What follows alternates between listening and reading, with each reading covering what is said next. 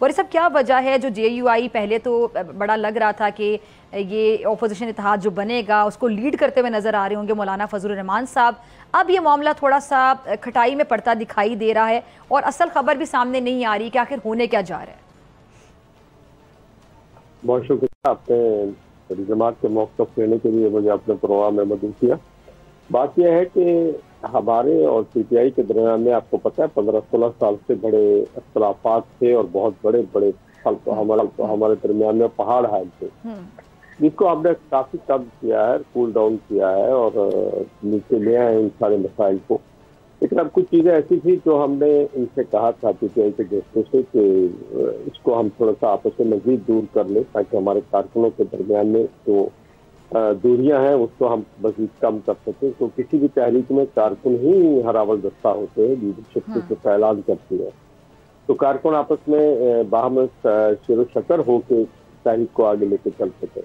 उसके लिए फिर हमने 2 रुकनी कमेटी बनाई थी, जिसमें कामरान मूसा हमारे साथ थे और उधर से जनाब असद कैसर साहब थे। तो वो कमेटी उन्होंने फिर उसके बाद हमें ये इत्तला मिली, तो हमने उनके अपने तहफ़्फ़ुज़ात कुछ किए थे और उनसे ये भी कहा था अगर आपके भी हैं तो हमें बताएं ताकि हम इसको क्लियर करके आगे चलें, क्योंकि हम इत्तेहादों से बहुत शाकी हैं, हमें इत्तेहादों से बहुत नुकसान उठाए और हम चाहते हैं कि इत्तेहाद जो बने मजबूत और इत्तेहाद हो, और ताकि उसको लेके हम आगे बढ़ सकें और फिर जो पिछले हमारे तजर्बात है जिससे हमने नुकसान उठाए वो मजीद ना हो। तो इस सिलसिले में हमें ये इत्तला मिली थी कि असद कैसर साहब की मुलाकात नहीं हो सकी है बानी PTI से। कल का सलमान अकरम राजा साहब का स्टेटमेंट आपने मीडिया के हवाले से हमने सुना है कि उन्होंने कहा है कि मैं कुछ पैगाम लाया हूँ मौलाना साहब के लिए। तो मैं समझता हूँ कि मौलाना साहब की वापसी के बाद वो पैसे जाएगा हमारे पास, और इंशाल्लाह हम चाहते हैं कि अपोजिशन का इत्तेहाद बने और मजबूत इत्तेहाद बने और पायदार बने। ऐसे PDM की तरह के इत्तेहाद ना बने कि मफादात जब हल हो जाए तो फिर बाकी पार्टी को छोड़ के जाके कहीं और खड़े हो जाए।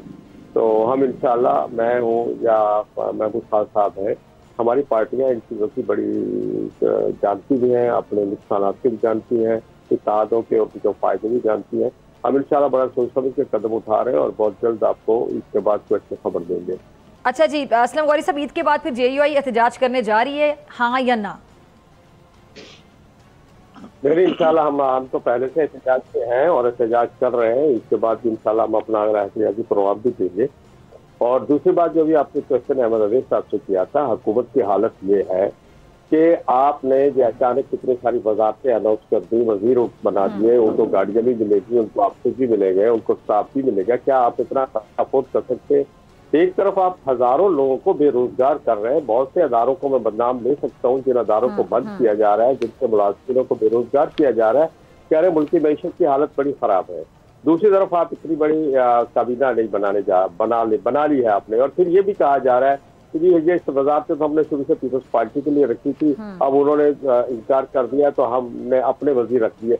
तो मैं ये भी तो पूछना चाहता हूँ कि क्या 1 साल में इन वजारतों में जो काम हुआ है, अगर वो गलत हुआ है तो उसका जिम्मेदार कौन है? क्योंकि वजीर नहीं थे। अब उनकी जरूरत, अगर वो सही कर रही थी तो फिर अब ये क्या जरूरत पड़ी थी कि अब ये इतनी बड़ी काबीना आपको बनानी पड़ी? तो फिर जब सही कर ली तो चलने दिया जाए। दूसरी बात ये कि अब एक वफाकी गवर्नमेंट ने 5,000 रुपया गरीबों के लिए मुख्तस किया है रमजान फंड। तो अब मुझे ये बताएं, ये क्या ऊँट के मुंह में जीरा देने के बराबर नहीं है? क्या लोगों के साथ मजाक नहीं है? क्या ये इस तरह हुकूमतें चलती हैं जिस तरह चलाई जा रही है? मैं समझता हूँ, और फिर हर बात की कोई जिम्मेदारी लेने के लिए तैयार नहीं है जी। अपना अपोजिशन को अगर जगह के लिए होटलों को रोका गया तो जी हमने तो रोका, किसी और ने रोका होगा। अभी किस तरह रोका है? आप हुकूमत है यार, आप बताएं तो सही, हर अदारा आपके अंदर है, आप कोई बात की जिम्मेदारी लेने के लिए तैयार नहीं। तो ये किस तरह की हुकूमत चल रही है? लोग परेशान है। आप आवाम के साथ ग्राउंड में जो लोग रहते हैं, जो आवाम के अंदर रहते हैं, ये लोग तो अब आवाम में रहते नहीं है, ये तो किसी और तरह के लोग हैं। आवाम के अंदर जो रहते हैं उनसे पूछे आवाम का क्या हाल है और आवाम किस हद तक परेशान है और आवाम इनके बारे में क्या राय रखती है। लेकिन शायद इन्होंने सोच लिया है कि हमने बारियां भी बदलनी है और हमने कहीं और खिदमत करके इस तरह से जाना है। और आपको एक बात और कह दूं कि अभी पिछले दिनों मौलाना फजल रहमान साहब ने कौमी असम्बली में एक स्पीच की, जिस स्पीच के ऊपर बड़े फसली बटेरे और ट्रोलिंग करने वाले हजरात मार्केट में आ गए। लेकिन क्या हमें, चूंकि मौलाना साहब तो ग्राउंड में बैठे हुए हैं, आवाम के दरमियान में बैठे हैं, 2 दिन पहले पिशावर में एक बड़े जिरगा करके आए थे जिसमें तमाम कौमें मौजूद थी और उनको एक एक चीज उसका पता था, एक बात का पता था।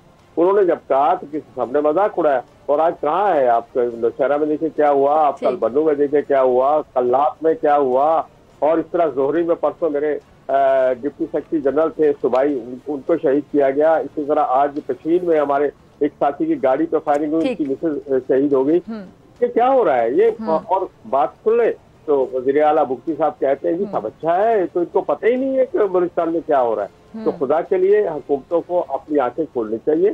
یہ ہم انتہائی کرائسس میں پاکستان اس کو گزار رہا ہے. مزے لینے کا ٹائم نہیں ہے حکومتوں کے کہ جی ہم مزے لینے کے لیے وزارتیں ہی بڑھا لیں, کابینہ بھی بڑھا لیں, اور کروڑوں روپے کے اشتہار دیکھ کے ٹی وی پہ سمجھتے کہ شاید عوام مطمئن ہو رہے ہیں. ایسا بالکل نہیں ہے. سبسکرائب کریں اور بیل دبائیں تاکہ کوئی خبر رہ نہ جائے.